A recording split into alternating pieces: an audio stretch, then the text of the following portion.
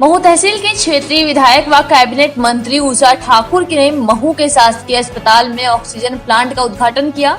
आपको बता दें कि महू तहसील का एकमात्र सरकारी अस्पताल में महू के नागरिकों के लिए सभी सुविधा रहित अस्पताल एसडीएम अभिलाष मिश्रा के प्रयासों से तहसील की जनता को मिला है।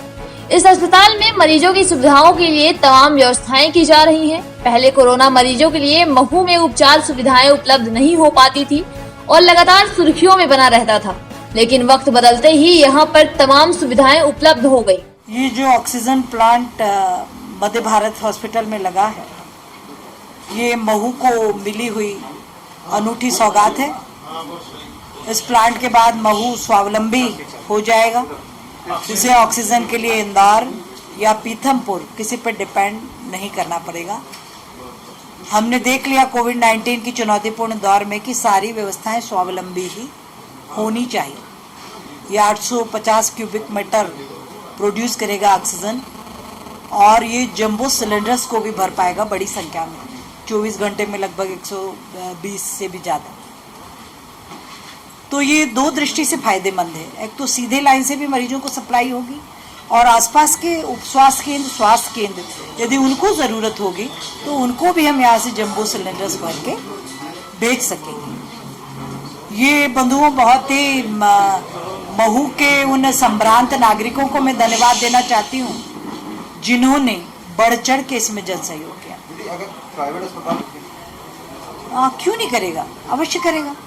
आने वाले समय में वो अभी तो देखिए, अभी बच्चों का जो पीडियाट्रिक का वार्ड जो तैयार करना है उसमें हम लोग लगे हैं।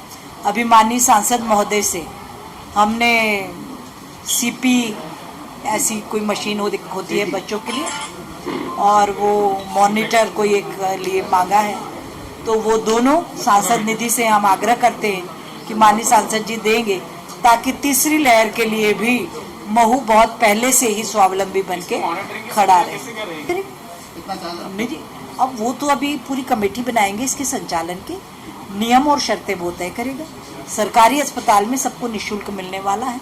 कोई ऐसी इमरजेंसी आती है जैसे अभी आन पड़ी दूसरी लहर में, यदि ऐसा होता है तो फिर क्योंकि उनके भी आयुष्मान कार्ड के भी 20-20% बेड अपन ने सभी हॉस्पिटलों से अनुबंध किया है। तो देखिए, अभी ये बहुत ही क्रिटिकल बीमारी है और इसका इलाज के लिए अभी MYH को चुना गया है सरकारी अस्पताल के बतौर, और पूरे संभाग के सारे मरीज़ MYH में ही हमें भेजना होते हैं। अभी तक अपने यहाँ के भी जितने मरीज़ आए 6-8 सबको वहीं भेजा। मशीन भी अपने को मध्य भारत को प्राप्त हो गई है, ताकि वो एक बड़ी दिक्कत थी, निजी संस्थानों के अलावा व्यक्ति के पास कोई रास्ता नहीं था, तो वो भी शीघ्र ही शुरू हो। उसके भी रख रखाव के लिए जो व्यवस्थाएं चाहिए उसमें जुटे हुए हैं। सिटी स्कैन भी शीघ्र काम करेगा। इंदौर के महू से केकेडी न्यूज संवाददाता संजय वर्मा की रिपोर्ट। देवरिया जिले में मुख्यमंत्री योगी आदित्यनाथ प्रेस कॉन्फ्रेंस के दौरान कहा कि देवरिया जिले में पहले 15 बेड का पीकू बना है और हमने 20 बेड के एक और पीकू बनाने को कहा है। फिलहाल में CSC एंट्री क्रेडिट ICU के रूप में काम करेंगी। उन्होंने कहा कि हमने जनप्रतिनिधियों से एक CSC और PSC गोद लेने को कहा है, जिससे व्यवस्था में और सुधार होगा। लगातार जांच और व्यवस्था बढ़ने से कोरोना का ग्राफ गिरा है। आने वाले समय में हम लोग 12 से 18 वर्ष की वैक्सीन लाने वाले हैं, जिससे बच्चों को सुरक्षित करेंगे। हम लोग कोरोना कर्फ्यू में हैं, लॉकडाउन नहीं लगाया गया है, राशन की दुकानें खुली हुई हैं। आने वाले समय में 12 से 18 के बीच की वैक्सीन भी आने वाली है। हम समय से उन बच्चों को वैक्सीन देकर के उनको भी सुरक्षित करेंगे। तीसरा, हर जनपद में न्यायिक अधिकारियों के लिए और उनके परिवार के लोगों के लिए और जुडिशियल और दूसरा मीडिया के लिए भी एक अलग अलग बूथ बनाने के लिए, वैक्सीन के लिए बनाने के लिए कहा गया है। हम लोग कोरोना कर्फ्यू में हैं, हमने लॉकडाउन नहीं लगाया है। कोरोना कर्फ्यू में हमारे उद्योग चल रहे हैं, खेती बाड़ी का काम चल रहा है, राशन की दुकानें चल रही हैं।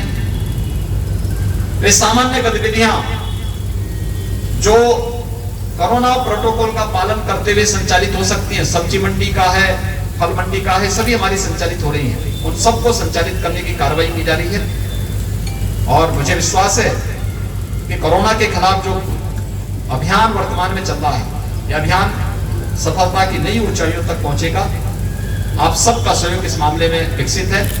आप सबसे भी अपील है, लोगों को कोरोना प्रोटोकॉल का पालन करने के लिए हम प्रेरित करें।